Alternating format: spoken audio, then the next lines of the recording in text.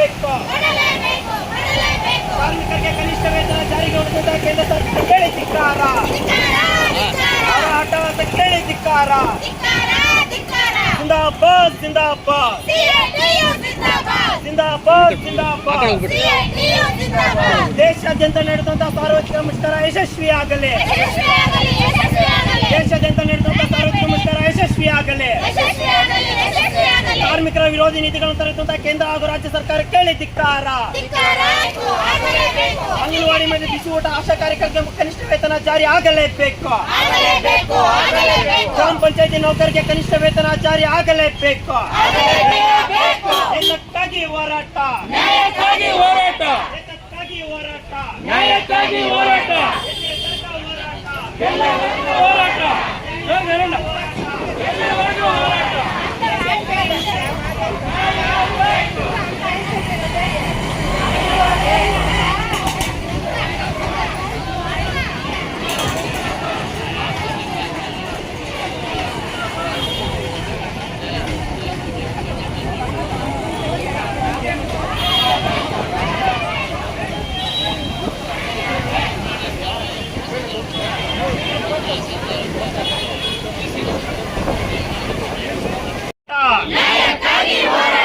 ಇದಕ್ಕಾಗಿ ಹೋರಾಟ. ಈ ಕೂಡಲೇ ಕಾರ್ಮಿಕರಿಗೆ ಕನಿಷ್ಠ ವೇತನ ಕೊಡಲೇಬೇಕು. ದೇಶಾದ್ಯಂತ ನಡೆಯುವಂತಹ ಸಾರ್ವತ್ರಿಕ ಮುಷ್ಕರ ಯಶಸ್ವಿಯಾಗಲಿ. ದೇಶಾದ್ಯಂತ ನಡೆಯುವ ಸಾರ್ವತ್ರಿಕ ಮುಷ್ಕರ ಯಶಸ್ವಿಯಾಗಲಿ. ಬೇಕೇ ಬೇಕು. ಇದಕ್ಕಾಗಿ ಎಲ್ಲ ಗ್ರಾಮ ಪಂಚಾಯತಿ ನೌಕರರ ಜಲಗಾರರಿಗೆ ಕನಿಷ್ಠ ವೇತನ ಕೊಡಲೇಬೇಕು. ಎಲ್ಲ ಗ್ರಾಮ ಪಂಚಾಯತಿ ನೌಕರರಿಗೆ ಕನಿಷ್ಠ ವೇತನ, ಅಂಗನವಾಡಿ ಕಾರ್ಯಕರ್ತರಿಗೆ ಕನಿಷ್ಠ ವೇತನ ಕೊಡಲೇಬೇಕು. ಅಂಗನವಾಡಿ ಕಾರ್ಯಕರ್ತರಿಗೆ ಕನಿಷ್ಠ ವೇತನ ಕೊಡಲೇಬೇಕು. ಬೇಕೇ ಬೇಕು. ಬೇಕೇ ಬೇಕು. ಕಾರ್ಮಿಕ ವಿರೋಧಿ 4 ಕಾರ್ಮಿಕ ಸಂವಿಧಾನಗಳನ್ನು ರದ್ದುಗೊಳಿಸಬೇಕು. ಗುತ್ತಿಗೆ ಕಾರ್ಮಿಕರಿಗೆ ಕನಿಷ್ಠ ವೇತನ ಕೊಡಲೇಬೇಕು. ಮಹಿಳೆಯರಿಗೆ ರಾತ್ರಿ ಏನು ಇವತ್ತಿನ ದಿನ ಅಖಿಲ ಭಾರತ ಮುಷ್ಕರ ಇಡೀ ಭಾರತ ದೇಶಾದ್ಯಂತ ಹಮ್ಮಿಕೊಂಡಿದ್ದೀವಿ. ಇದೊಂದು ಐತಿಹಾಸಿಕ ಮುಷ್ಕರ ಅಂತ ಹೇಳ್ಬೋದು. ನಾವು ಇಷ್ಟೊತ್ತು ನಾವು ಅಂಚೆ ಕಚೇರಿ ಮುಂದೆ ಮನವಿ ಕೊಡುವಾಗ ಒಂದು ಮಾತು ಹೇಳಿದ್ವಿ, ಏನು ಬ್ರಿಟಿಷರನ್ನ ನಾವು ಸ್ವಾತಂತ್ರ್ಯ ಪಡಲಿ ಈ ದೇಶದಿಂದ ಈ ದೇಶದಿಂದ ಕಳಿಸುವಾಗ, ನಮ್ಗೆ ಸ್ವಾತಂತ್ರ್ಯಕ್ಕೆ ಹೋರಾಡಿದಾಗ ಯಾವ ರೀತಿ ನಾವು ಮುಷ್ಕರಗಳು ಮಾಡಿದ್ವೋ ಆ ರೀತಿ ಈ ವರ್ಷದಲ್ಲಿ ನಾವು ಮುಷ್ಕರಗಳು ಮಾಡೋ ಪರಿಸ್ಥಿತಿ ಬಂದಿದೆ. ಅದೇ ರೀತಿ ಇವತ್ತು ದೇಶಾದ್ಯಂತ ಎಲ್ಲ ಸರ್ಕಾರಿ ಕಚೇರಿಗಳು, ಬ್ಯಾಂಕ್ಗಳು, ಅಥವಾ ಅಂಗನವಾಡಿಗಳು ಏನಿದೆ ಎಲ್ಲ ಬಂದ್ ಮಾಡಿ ಇವತ್ತು ಏನು ಸಂಘಟಿತ ಮತ್ತು ಅಸಂಘಟಿತ ಕಾರ್ಮಿಕರ ಒಂದು ಸೇವಾ ಭದ್ರತೆ ಇರ್ಬೋದು, ಪೆನ್ಷನ್ ಇರ್ಬೋದು, ವೇತನ ಇರ್ಬೋದು, ಮತ್ತೆ ಮಹಿಳೆಯರ ಹಕ್ಕುಗಳು, ಮತ್ತೆ ಮಹಿಳೆಯರಿಗೆ ಯಾವ ರೀತಿ ರಾತ್ರಿ ಪಳೆ ಮತ್ತೆ ಬೆಳಿಗ್ಗೆ ಯಾವ ರೀತಿ ಕೆಲಸ ಮಾಡಬೇಕು, ಮತ್ತೆ ಯಾವ ರೀತಿ ಅವರಿಗೆ ವೇತನ ಕೊಡಬೇಕು ಅಂತ ಹೇಳ್ಬಿಟ್ಟು ಕೇಂದ್ರ ಮತ್ತು ಸರ್ಕಾರಗಳ ವಿರುದ್ಧ ನಾವು ಅವರಿಗೆ ಎಚ್ಚರಿಕೆ ಮಾಡೋ ಮೂಲಕ ಇವತ್ತು ಮುಷ್ಕರ ಮಾಡ್ತಿದ್ದ ಬಂಧುಗಳೇ. ನಿನ್ನೆ ರಾತ್ರಿ ಒಂದು ಇನ್ಸಿಡೆಂಟ್ ನಾನು ಟಿವಿಯಲ್ಲಿ ನೋಡಿದೆ, ಅದು ಆಗ್ಲೇ ಮರ್ತೀವಿ. ಇನ್ನು ನಮ್ಮ ಕರ್ನಾಟಕ ರಾಜ್ಯದ ದೊಡ್ಡ ಇನ್ಫೋಸಿಸ್ ಕಂಪ್ನಿ ತಗೊಳ್ಳಕ್ಕೆ ಕೇಳಿದ್ದೀರಾ, ಅಲ್ಲಿ ಒಬ್ಬ ಹುಡುಗ 30 ಹೆಣ್ಣು ಮಕ್ಕಳ, ಅಂದ್ರೆ ನಾನು ಏನಕ್ಕೆ ಕೇಳ್ತಾರೆ, ಅಲ್ಲಿ ಬಾತ್ರೂಮ್ ಆಗ್ಲಿ, ಟಾಯ್ಲೆಟ್ ಆಗ್ಲಿ, ಅಥವಾ ವಾಶ್ರೂಮ್ ಆಗ್ಲಿ ಸೆಕ್ಯೂರಿಟಿ ಇಲ್ಲ ಅನ್ನೋದಕ್ಕೆ IT ಕಂಪ್ನಿಗಳು ಯಾವ ರೀತಿ ಇದೆ ಅಂತೇಳಿ 30 ಜನರ ಒಂದು ವಿಡಿಯೋ ಮಾಡ್ತಾನೆ. ಅತ್ನು ಏನೋ ವಾಶ್ರೂಮ್ಗೆ ಹೋಗಿದ್ದಾಗ, ಅಯ್ಯಮ್ಮ ಅಥವಾ ಟಾಯ್ಲೆಟ್ಗೆ ವಾಶ್ರೂಮ್ಗೆ ಹೋಗಿದ್ದಾಗ ಅವನು ವಿಡಿಯೋ ಮಾಡ್ತಾನೆ ಒಬ್ಬ ಹುಡುಗ. ಅದು ನೆನ್ನೆ ಸಿಕ್ಕಾಕೊಂಡಿದ್ದಾನೆ. ಇಂಥವು ದೇಶದಲ್ಲಿ ಇಂಥ ಘಟನೆಗಳು ಎಷ್ಟೋ ಆಗ್ತಾ ಇದೆ. ಅಂದ್ರೆ ಮಹಿಳೆ ರಕ್ಷಣೆ ಇಲ್ಲ. ದಯವಿಟ್ಟು ಮುಖ್ಯವಾಗಿ ಮಹಿಳೆಯರಿಗೆ ರಕ್ಷಣೆ ಬೇಕು. ಅದೇ ರೀತಿ ಏನು ಅಂಗನವಾಡಿ, ಬಿಸಿ ಊಟ, ಆಶಾ ವರ್ಕರ್ಸ್ ಇವತ್ತು ಸಾವಿರಾರು ವರ್ಷಗಳಿಂದ 5,000, 10,000ಕ್ಕೆ, 12,000ಕ್ಕೆ ಏನ್ ಕೆಲಸ ಮಾಡ್ತಿದ್ದಾರೆ. ಅದೇ ರೀತಿ ಗ್ರಾಮ ಪಂಚಾಯತ್ ನೌಕರರಿಗೂ ಅಷ್ಟೇ 10,000 ರಿಂದ 12,000 ಸಂಬಳ ಬರ್ತಾ ಇದೆ.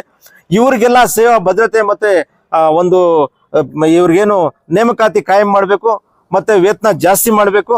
ಹಾಗೆ ರೈತರ ಪರಿಸ್ಥಿತಿ ಬಂದ್ರೆ, ರೈತರ ಬೆಳೆಗೆ ನಿಮ್ಗೆಲ್ಲ ಗೊತ್ತು, 6 ತಿಂಗಳಿಂದ ಟೊಮೆಟೊಗೆ ರೇಟ್ ಇಲ್ಲ. ಅಂತ ಪರಿಸ್ಥಿತಿಯಲ್ಲಿ ಭೂ ಸ್ವಾಧೀನ ಕಾಯ್ದೆ ಅಂತೂ ಕೇಂದ್ರ ಸರ್ಕಾರ ತಂದಿದೆ. ನಿಮ್ಗೆಲ್ಲ ಗೊತ್ತು, ದೇವನಹಳ್ಳಿಯಲ್ಲಿ ಏನು 1 ವರ್ಷದಿಂದ ಸತತವಾಗಿ ಹೋರಾಟ ರೈತರು ಮಾಡಿದ್ರು. ಏನು ಸುಮಾರು 2,000 ಎಕರೆ ಆದ್ರೂ ಸಿದ್ದರಾಮಯ್ಯ ಅವರು ಇವತ್ತು ನಾಳೆ ಅಂತ ಹೇಳ್ತಾರೆ. ಆದ್ರೆ ಕೇಂದ್ರ ಸರ್ಕಾರ ಅದನ್ನ ಕೇಂದ್ರ ಮತ್ತು ರಾಜ್ಯ ಸರ್ಕಾರ ರೈತರಿಗೆ ವಾಪಸ್ ಮಾಡಬೇಕು. ಮತ್ತೆ ನಮ್ಮ ಜಿಲ್ಲೆ, ನಮ್ಮ ತಾಲೂಕು, ನಮ್ಮ ರಾಜ್ಯದಲ್ಲಿ ಬಲವಂತ ಭೂ ಸ್ವಾಧೀನ ಮಾಡಬಾರದು.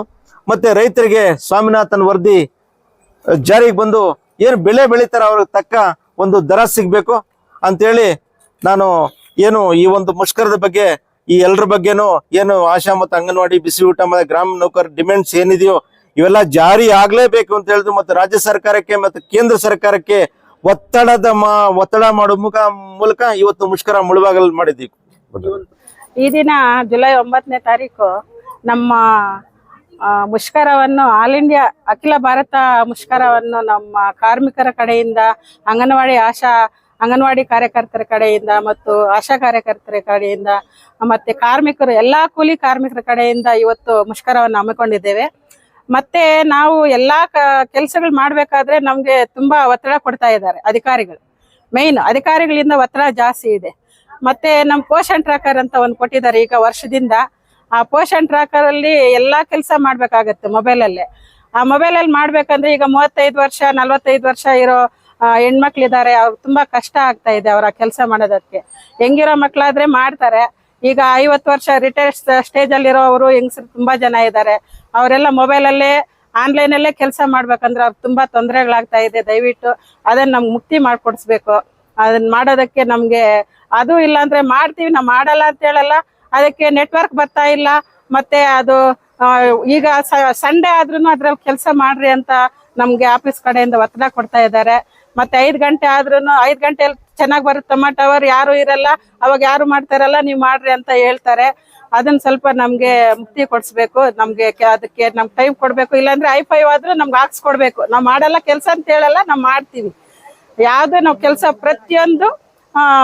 ಮತ್ತೆ ಇನ್ನೊಂದೇನಂದ್ರೆ ಸಹಾಯಕಿನ ಕಾಲ್ಪರ್ ಮಾಡಿಲ್ಲ, 1 ವರ್ಷ ಆಯ್ತು.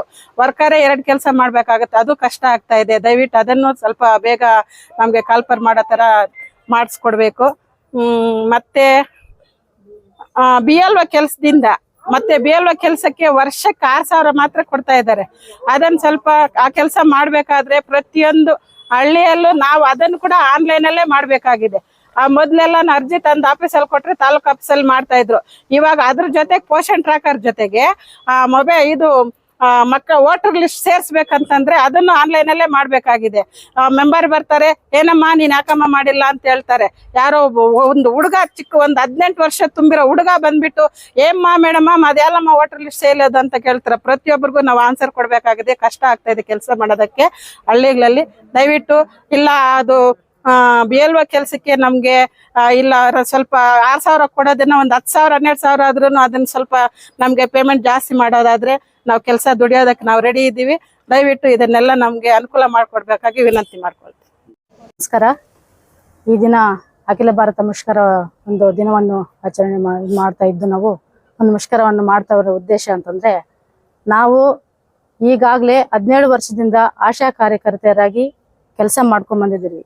ಇದಕ್ಕೆ ನ್ಯಾಯಯುತವಾಗಿ ಕಷ್ಟಕ್ಕೆ ತಕ್ಕನಂಗೆ ನಮ್ಗೆ ಪರಿಹಾರ ಇಲ್ಲದಕ್ಕೋಸ್ಕರ ಈಗ ನಾವು ಬೀದಿಗಿಳಿಯುವ ಮಟ್ಟಕ್ಕೆ ಬಂದಿದೆ.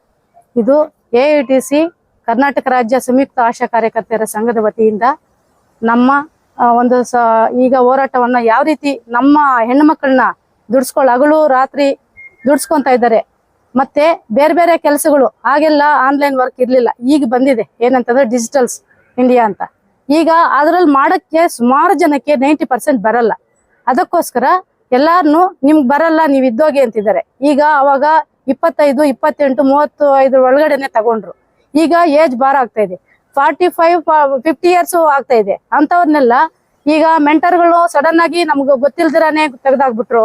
ಫೆಸಿಲಿಟೇಟರ್ಗಳನ್ನ 10 ವರ್ಷ ದುಡ್ಸ್ಕೊಂಡು ಅವ್ರನ್ನು ತೆಗೆದಾಕ್ಬಿಟ್ರು. ಮತ್ತೆ ಹೀಗೆ 60 ವರ್ಷದ ಮೇಲ್ಪಟ್ಟವ್ರನ್ನ ಯಾವುದೇ ನಮ್ದು ಒಂದು ವಿಷಯನ ಈ ತರ ನಿಮ್ಗೆ ತೆಗಿತೀವಿ ಅಂತ ಹೇಳ್ದಿರಾನೆ ನೀವು ಅದೇ ಊರಲ್ಲಿ ಕೆಲಸ ಮಾಡೋರು ಅಂತ ತಗೊಂಡು ಇದ್ದಕ್ಕಿದ್ದಂಗೆ ಅವ್ರನ್ನು ತೆಗೆದಾಕ್ಬಿಟ್ರು. ಬೇರೆ ಬೇರೆ ರೀತಿ ಈಗ ಅಂಗನವಾಡಿ, ಆಶಾ ಮತ್ತೆ PSCಗಳ ಜೊತೆ ನಮ್ಮನ್ನ ಲಿಂಕ್ ಮಾಡಿ ಕೆಲಸಗಳಿಗೆ VHND, VHNCಗಳು ಬೇರೆ ಬೇರೆ ರೀತಿ ಕೆಲಸಗಳು ಒಂದಲ್ಲ ಸ್ಫೋಟಂತವನಿಂದ ಪ್ರತಿಯೊಂದು ಕೆಲಸನು ಹಲವಾರು ಕೆಲಸಗಳು ಬೀದಿ ಹೋಗಿ ಮನೆ ಸುತ್ತಿ ಪ್ರತಿಯೊಂದು ಸಣ್ಣ ಮಗುವಿನಿಂದ ಎಲ್ಲಾ ಕಾಯಿಲೆಗಳ ಬಗ್ಗೆನು ವಿಚಾರಣೆ ಮಾಡುವಂತ ಕೆಲಸ ನಮ್ಗೆ ಬಂದಿದೆ. ಆದ್ರೆ ನಾವು ಬರವಣಿಗೆಯಲ್ಲಿ ಮಾಡೋಕೆ ತಯಾರಾಗಿದ್ದೀವಿ. ಆನ್ಲೈನ್ ಅನ್ನೋದಂದ್ರೆ ಎಲ್ರು ಭಯ ಪಡ್ತಾ ಇದಾರೆ. ನಿನ್ಗೆ ಮಾಡೋದ್ ಬರಲ್ಲ ಅಂದ್ರೆ ನಿನ್ ಲೆಟರ್ ಬರ್ದ್ ಕೊಟ್ಟೋಗು, ಈ ರೀತಿ ಬೆದರಿಕೆಗಳಾಗ್ತಾ ಇದಾರೆ. ಎದುರಿಸಿ ಬೆದರಿಸಿ ಇದುವರೆಗೂ ಕೆಲಸ ಮಾಡಿಸ್ಕೊಂಡಿದ್ದಾರೆ. ಆಯ್ತಾ, ಸರ್ಕಾರ ಯಾವ್ದೇ ರೀತಿ ನಮ್ಗೆ ನ್ಯಾಯ ಒದಗಿಸ್ಕೊಡ್ಲಿಲ್ಲ. ನಾವು ಸುಮಾರು ಕಡೆ ಎಲ್ಲ ಲೆಟರ್ಗಳು ಕೊಟ್ಟಿದೀವಿ, ಹೋರಾಟಗಳು ಮಾಡಿದೀವಿ. ನಮ್ಗೆ ಈ ಹೋರಾಟದಿಂದ ನಮಗೆ ಒಂದಿಷ್ಟು ಅಂತ ಗೌರವಧನ ಕೊಟ್ಟು ಕೆಲಸ ಮಾಡಿಸ್ಕೊಂತ ಇದ್ರು. ನಾವು ಹೋರಾಟದ ಕಡೆಯಿಂದಾನೇ ಎಷ್ಟೊಂದು ಗಳಿಸ್ಕೊಂಡ್ ಬಂದಿದೀವಿ. ಮೊನ್ನೆ ಹೋರಾಟ ಜನವರಿ 7ಕ್ಕೆ ಮಾಡಿದಾಗ 4 ದಿವಸ ಪ್ರೊಟೆಸ್ಟ್ ಅಲ್ಲಿ ಅವರು ನಿಮ್ಗೆ 10,000 ಗ್ಯಾರಂಟಿ ಏಪ್ರಿಲ್ ಇಂದ ಕೊಡ್ತೀವಿ ಅಂತ ಹೇಳಿದ್ರು. ಇದುವರೆಗೂ ಯಾವ್ದೇ ರೀತಿ ಬಂದಿಲ್ಲ. 4 ತಿಂಗಳಿಂದ ಇನ್ಸೆಂಟಿವ್ ಇಲ್ಲ. ಅದು ಅಲ್ಪ ಸ್ವಲ್ಪ ಬರೋದನ್ನ 5,000ದಲ್ಲಿ ತಿಂಗಳೆಲ್ಲ ನಾವು ದುಡಿದು ತಿನ್ಬೇಕಂದ್ರೆ ಎಷ್ಟು ಕಷ್ಟ ಇರುತ್ತೆ. ರಾತ್ರಿ ಅನ್ನಲ್ಲ ಹಗಲನ್ನಲ್ಲ ಇಷ್ಟು ಕಷ್ಟ ಪಡ್ತಾ ಇದೀವಿ. ಮಕ್ಕಳು ಮರಿ ಎಲ್ಲ ಬಿಟ್ಟು ಸಂಸಾರನ್ ಬಿಟ್ಟು ನಮ್ಗೆ ನ್ಯಾಯ ಕೊಡ್ಬೇಕು ಅಂತ ನಿಮ್ಮ ತಮ್ಮಲ್ಲಿ ಆಶಾ, ಅಂಗನವಾಡಿ, ಬಿಸಿ ಊಟ, ಗ್ರಾಮ ಪಂಚಾಯತಿ ಕಾರ್ಮಿಕರು, ಎಲ್ಲಾ ಕಾರ್ಮಿಕ ಕಟ್ಟಡದವ್ರಿಗೆಲ್ಲ ನನ್ನ ಪರವಾಗಿ ಕೂಡ ನಾನು ವಿನಂತಿ ಮಾಡಿ ಈ ಮಾತನ್ನ ತಿಳಿಸಕ್ಕೆ ಬಯಸ್ತಾ ಇದ್ದೀನಿ ಸರ್. ಒತ್ತಾಯ ಸರ್ಕಾರದ ಒತ್ತಾಯದ ಮೇರೆಗೆ ನಾನು ಈ ತರ ನನ್ನ ಮಾಡ್ತಾ ಇದ್ದೀನಿ ಸರ್. ಇಲಾಖೆಯಲ್ಲಿ ಕೂಡ ಡಿಜಿಟಲೀಕರಣ ನಡೀತಾ ಇದೆ. ಅಂತ ಒಂದು ಸಂದರ್ಭದಲ್ಲಿ ನಿಮಗೆ ತರಬೇತಿಯನ್ನು ನೀಡಿದ್ರೆ ನಿಮ್ಗೆ ಅನುಕೂಲನೇ ಅಲ್ವಾ ಸರ್? ತರಬೇತಿ ಕೊಟ್ಟು ನಮ್ಮನ್ನ ತಗೊಳ್ಳಿ ಸರ್, ಮಾಡ್ಕೊಡ್ತೀವಿ ಸರ್. ತರಬೇತಿ ಕೊಟ್ರೆ ನಾವು ಕೆಲಸ ಮಾಡಕ್ಕೆ ತಯಾರಾಗಿದ್ದೀವಿ ಸರ್. ಎಷ್ಟು ಕೆಲಸ ಆದ್ರೂ ಮಾಡ್ತೀವಿ. ನಮ್ಗೆ ಅದಕ್ಕೆ ತಕ್ಕನಂಗೆ ಪರಿಹಾರ ಕೊಡ್ಬೇಕು ಸರ್.